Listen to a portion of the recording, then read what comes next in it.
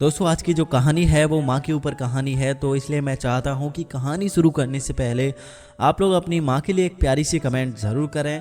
अपनी माँ के लिए कमेंट में आई लव यू माँ या फिर माता जी कुछ भी कमेंट कर सकते हैं। तो चलिए दोस्तों आज की कहानी को शुरू करते हैं। कहानी बहुत ही अच्छी है और आपके जीवन में आपको बहुत कुछ सिखाने वाली है, तो इसलिए कहानी को आखिरी तक जरूर सुनिएगा। बच्चे को जन्म देने के बाद जैसे ही कविता होश में आई तो नर्स ने नवजात बच्चे को कविता की गोद में देने की कोशिश करने लगी, लेकिन कविता ने साफ मना कर दिया और कहा, मुझे नहीं चाहिए ये बच्चा। इसकी वजह से मेरी जिंदगी खराब हो गई। मेरी नजरों से इसको दूर हटा दो। कविता रोए जा रही थी और कह रही थी कि मुझे इसे जन्म देना ही नहीं चाहिए था। नर्स ने कहा, यह क्या पागलपन है कविता, ये तुम्हारा बच्चा है और तुमको लेना ही पड़ेगा।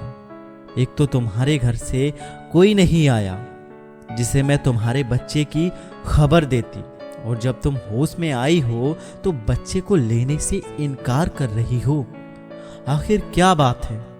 नर्स की बातों को अनसुना करते हुए कविता अपने पति को फोन लगाने लगी और कई बार फोन लगाने के बाद उसके पति ने फोन उठाया।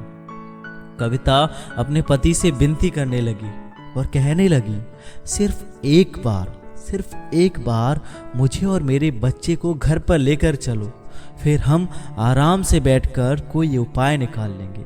मैं तुमसे वादा करती हूँ कि जो तुम कहोगे वही होगा। बस एक बार यहाँ आ जाओ। कविता को लग रहा था कि अगर उसका पति एक बार बच्चे को देख लेगा तो शायद वह पिघल जाए, मुझे बच्चे को घर ले जाने के लिए तैयार हो जाए। मगर कविता के बार बार कहने पर भी उसके पति पर कोई असर नहीं हुआ। वह एक ही रट लगाता जा रहा था कि तुम्हें घर जाना है तो तू आ जाओ, लेकिन बच्चे को वहीं पर छोड़ दो। कविता रोए जा रही थी। कविता को समझ में नहीं आ रहा था कि वह क्या करे और क्या ना करे।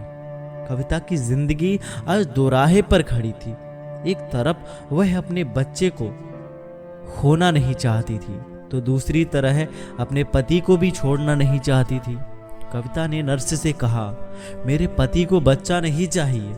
मैंने अपने परिवार वालों के खिलाफ जाकर शादी की है। पहले तो सब ठीक था, मगर शादी के बाद सब कुछ बदल गया। पैसे की दिक्कत की वजह से मेरा पति से हर बात पर झगड़े होने लगे।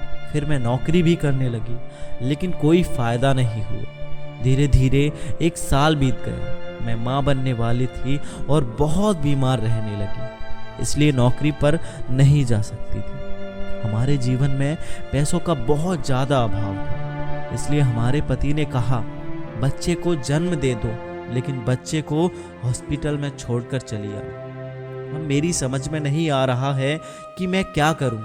नर्स ने कहा, कविता, अगर तुमने बच्चे को अनाथालय में देने का मन बना लिया है तो दे दो। कविता ने कहा, नहीं, मैं अपने बच्चे को खोना नहीं चाहती हूँ। नर्स ने कविता को समझाते हुए कहा, कविता, मैं मानती हूँ कि जब जीवन में बुरा समय आता है तो इंसान टूट जाता है और उसे लगता है कि अब सब कुछ खत्म हो गया है, लेकिन ऐसा नहीं है।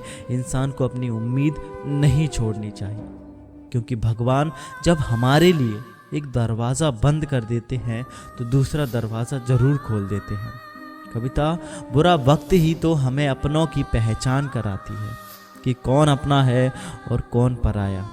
जैसे कि तुम्हारा पति, जो तुम्हारे बुरे वक्त में तुम्हारे साथ नहीं है और तुम उसके लिए अपनी कीमती जिंदगी और इस नन्ही सी जान की बलि देना चाहती हो। नर्स ने कहा, कविता, आज से लगभग 2 साल पहले तुम्हारे जैसा ही एक केस आया था। उस औरत का नाम था अनीता। अनीता के माता पिता बहुत ही गरीब थे।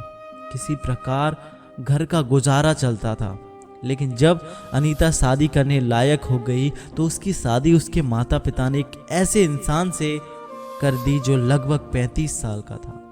वे बस माता पिता आखिर क्या करते, उनके पास दहेज ना था देने को। अनीता का पति बहुत ही शराब पीता था। धीरे धीरे समय गुजरता गया। अनीता ने एक बेटी को जन्म दिया और कुछ दिनों बाद अधिक शराब पीने की वजह से पति की भी मौत हो गई। अनीता माँ बाप के पास जा नहीं सकती थी क्योंकि अपनी बच्ची का बोझ उन पर नहीं डालना चाहती थी। इसलिए अनीता ने सोचा वह अपनी बच्ची के साथ आत्महत्या कर लेगी, लेकिन नहीं, मैंने उसे समझाया और आज अनीता खुद अपने बल पर अच्छी जिंदगी जिए जा रही है और अपनी बेटी की अच्छे से परवरिश कर रही है। नर्स ने कहा, कविता क्यों ना मरने के पहले एक बार तुम जी कर देखो, मगर उसी आत्मविश्वास के साथ जिस आत्मविश्वास से तुमने मरने का मन बनाया है। कविता, मरने से किसी समस्या का हल नहीं हो जाता है। इस दुनिया में बहुत से ऐसे लोग हैं जिनकी जिंदगी तुमसे भी बेकार है। क्या वे जिंदगी नहीं जी रहे हैं? कविता के अंदर आत्मविश्वास भर गया था। उसने अपने बच्चे को गोद में उठाया, नर्स से कहा, मैं खुद के दम पर जिंदगी जी कर दिखाऊंगी, और अपने पति को फ़ोन करके कह दिया कि वह अपने बच्चे को खोना नहीं चाहती है। उसे कोई ज़रूरत नहीं उस इंसान की जो इंसानियत नहीं रखता हो। आंखों में आंसू और गोद में अपनी बच्ची को लिए कविता हॉस्पिटल से निकल जाती है एक नई जिंदगी की तलाश में। तो दोस्तों, आज की कहानी आप लोगों को कैसी लगी मुझे कमेंट बॉक्स में ज़रूर बताना।